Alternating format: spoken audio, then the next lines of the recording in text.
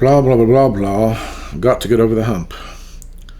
Welcome to the first video of this series on the Western interpretation of global balance acutherapeutics. This is not a translation of Eastern medical literature or traditional Chinese medical principles. It will not use terms like qi, yin and yang, ba gua, or the five elements to cover the scope of the lessons. The information found here is instead an application of Western medical terminology to the frameworks of the global balance system and its five methods. Slide 1, Critical Depths Imaging. The table found here illustrates the concept of critical depths as they relate to both in situ imaging and temperature scaling for the purpose of selecting an appropriate imaged axial modality for treatment. The stack can be numbered top down from 1 to 6 to find the appropriate depth. Shallow vessels are at the top in blue, middle vessels in green, and deep ones in red at the bottom.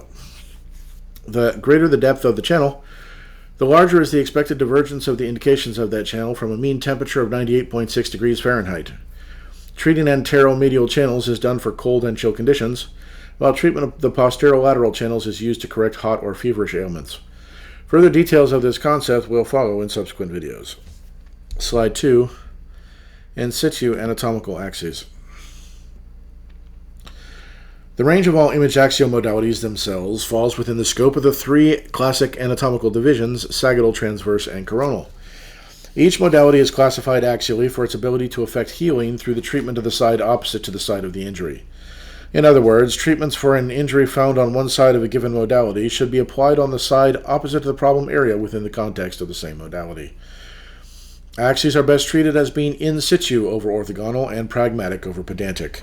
No new terminology is being introduced here, and students are expected to use what they know to the best of their ability, as it is appropriate to whatever context they find themselves working in. Coming to a precise understanding of the most contextually relevant terminology is always the best practice when clear communication is desired. Slide 3, Modal Categorization. There are 10 modal categories within the set of imaged axial modalities that the clinician can use to aid the process of diagnosis, prescription, and treatment in the clinical setting. These categories are as follows. You'll find their abbreviations to the left of the list. Sagittal metabolic, sagittal autonomic, coronal autonomic, transverse regulatory, transverse polar, transverse regulatory catabolic, transverse polar catabolic, transverse mixed superior catabolic, transverse mixed inferior catabolic, and transverse anabolic. Each modal category allows us to define 3 generic imaged axial modalities per category before chiral typing, which will be handled in a subsequent video.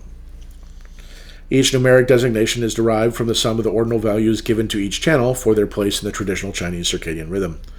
For example, sagittal metabolic 10 in the upper left-hand corner of the list is named as the result of summing the lung, colon, stomach, and spleen's ordinal position taken as a set of cardinal values. 1 lung, 2 colon, 3 stomach, 4 spleen, 1 plus 2 plus 3 plus 4 equals 10. The axial shapes of each modal category will be shown in a later video and are based on their ability to treat diseases across the axis for which they were named.